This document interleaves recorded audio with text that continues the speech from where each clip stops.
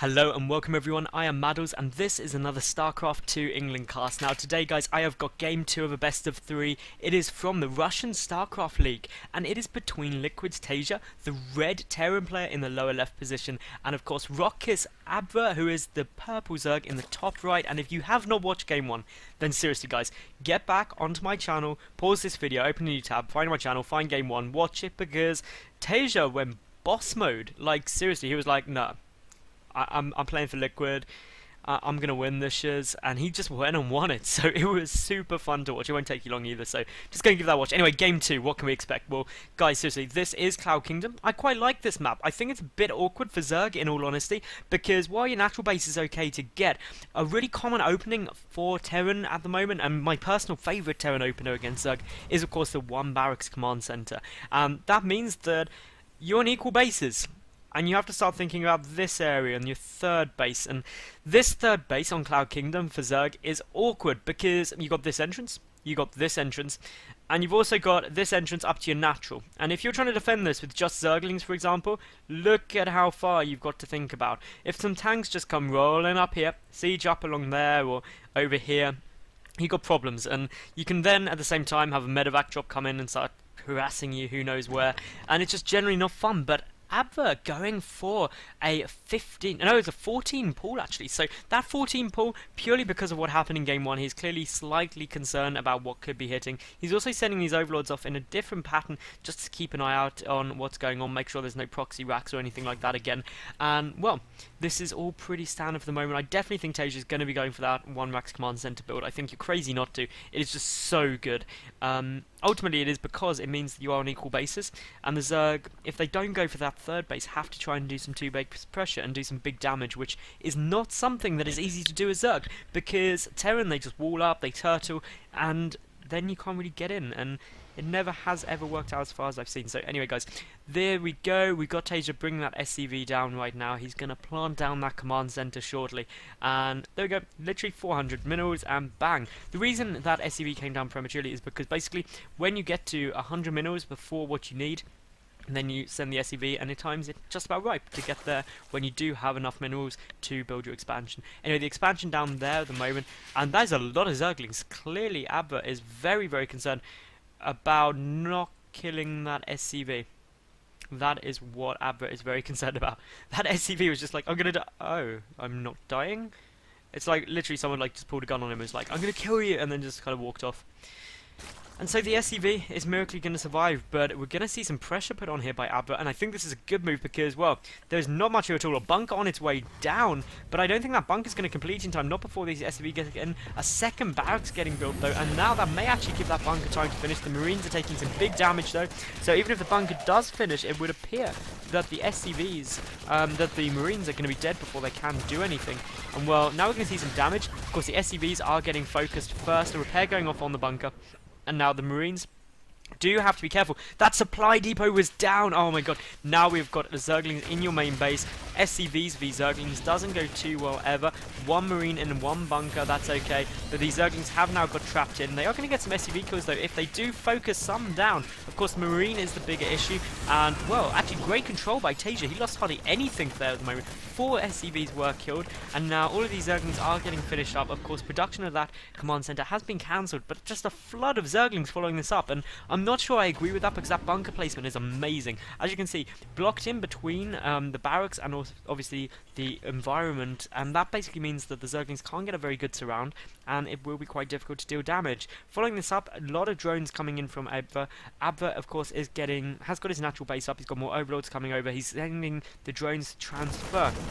But here we go, we've got that supply depot getting taken out right now, the bunker getting repaired up, 20 to 21 workers in ABVER's favour. But when you factor in the mule, that actually means TaeJa will have the better income at the moment. A lot of Zerglings just sitting in the watchtower. This is what I really don't like to see, and what basically every Zerg player should avoid this. You've got a lot of units, especially early on, just sitting doing nothing. That means all of these could have ultimately been drones, and they aren't. And by waiting for so long, it's not really going to allow you to do any damage. So now these are effectively just wasted units, and just how many are there? It would have been, what, 4, 5, 6 drones potentially, and it hasn't done any damage to basically make up for the fact that the drones aren't there. Now if we look at the worker count, it is now 31 to 23 in ABVER's favour, which is good because of course obviously the two SCVs can't produce while the orbital command was morphing at the natural base. The Zerglings coming across, but the bunker's still up, so they're not going to be able to do too much at the moment. We do have the reactor and the factory on its way out for TaeJa now, which means reactor Hellions will be on their way out.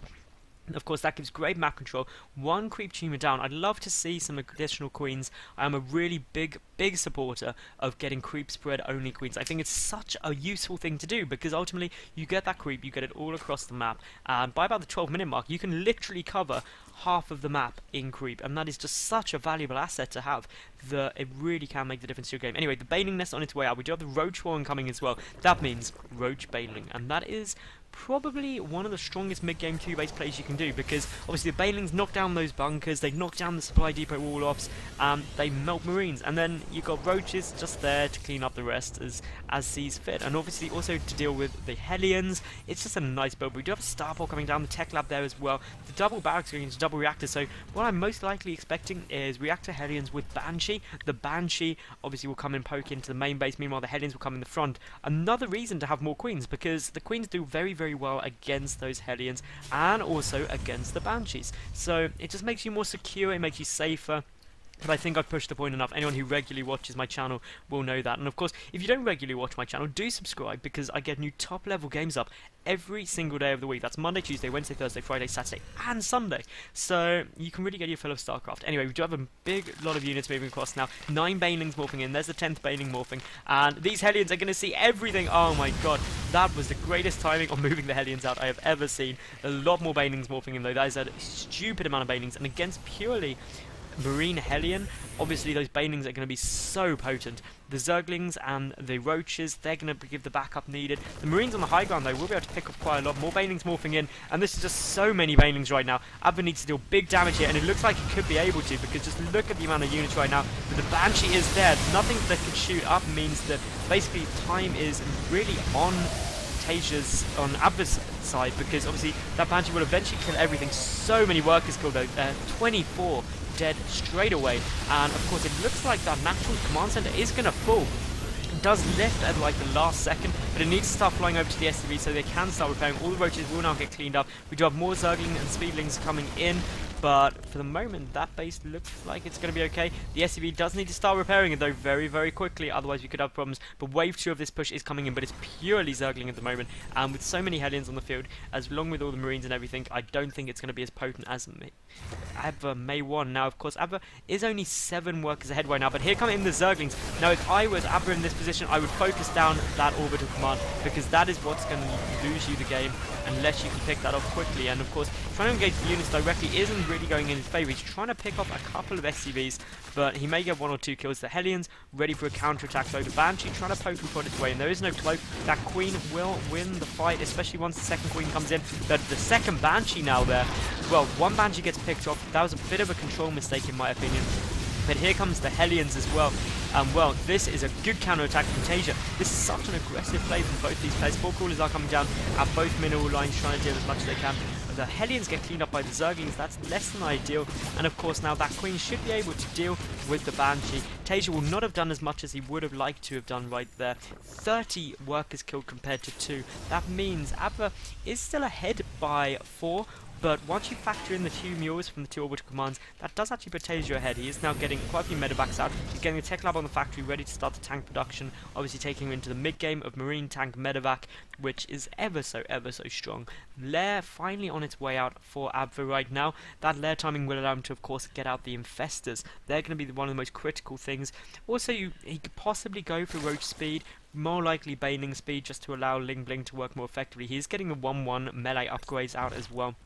No upgrades as of yet Oh no, the 1-1 upgrade's already finished for TaeJa. Wow, I didn't even notice those go down. A third base attempt from ABVER, but the Hellions will scout it. They won't be able to pick it off, but with the Banshee's help, they should be able to take it down. And of course, the Zerglings will have to be aware of exactly what's happening. And we may see a cancel, especially if this little ball of Marines and Medevacs come over, because they'll be able to do it very, very well. TaeJa, again, letting the Hellions die. Not kind of great control I expect. TaeJa, perhaps feeling he's a bit either far behind or feeling a bit kind of tilted by the fact that he just lost so many workers. And obviously, wow, TaeJa is actually ahead by 9. That is crazy. So all of the drone production has been stopped by ABVER, who's playing a very aggressive style. But this third base is gone now. While there's a huge counterattack coming to the third base of TaeJa, there's just no way that this third base will be safe. So it could just be they both sacrifice. The tank moving over. The siege mode is done. Need to siege up very quickly. Not going to siege up in time though, unfortunately. That means those Zerglings are going to be able to get in. They are engaging into a ball of units which are backed against the wall, which means they can engage cost effectively. It looks like all of those Zerglings will get cleaned up. There are some Banelings morphing in though. And the third base gone and dead for ABVER. We do have a drop into the main mineral line. The Queen goes down. That is a loss in itself, because obviously that Queen is essential for the Zerg macro mechanic, which of course is the lava inject. Now we do have everything getting cleaned up, but TaeJa has now killed 8 workers. He's doing a little bit better. He's engaging more cost effectively by about 1,000 resources, but the 5th and 6th gas on the way down. Now TaeJa is also getting up some more barrack, quite a few actually, a second factory also coming in there. He's getting the 2-2 upgrades as well as a +1 vehicle weapon upgrades. That's compared to the 1-1 upgrades, and 2-2 only just started now for ABVER. For ABVER, obviously is going to get behind in terms of the upgrades, which is not really where you want to be. He does have that lair finished, but no sign of any lair tech. I'd love to see an infestation, but I think infestors should be rushed. It's not even rushing at 15 minutes. You need those infestors out, and ABVER will get behind in tech, because of course all of TaeJa's main tech structures are now down. He's got the tanks out, he's got siege mode, he's got the Marines with combat shield and stim, he's got the medevacs. That is really the army composition that he needs to move forward. We do now have more reactors being added on, the second tech lab being added on, more barracks being added on. TaeJa really focusing on the infantry side of this as opposed to getting a high tank count, but this is a big Zergling counter push.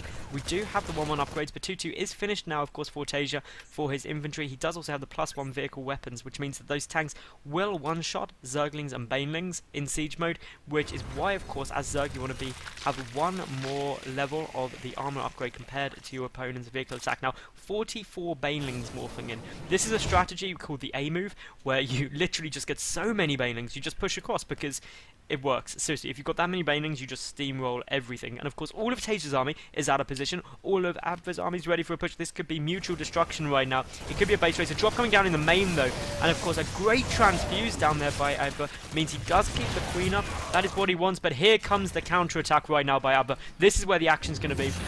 We do have the supply depots going off, but with just so many Banelings, the tank goes down already, and now, well, we could see an awful lot of SCVs get taken down here. That would be a big loss of SCVs. This is amazing play by ABVER right now, but all of TaeJa's army is coming back. Still the Banelings rolling, and they're coming into the main right now, and they should see an awful lot of SCVs get taken down here. This is just great play at the moment. But it looks like we're just going to see TaeJa go in base race. He's sending all of his army back. He knows he has lost too much stuff. He is down to 32 workers. He has lost a grand total of 72 workers. That is crazy.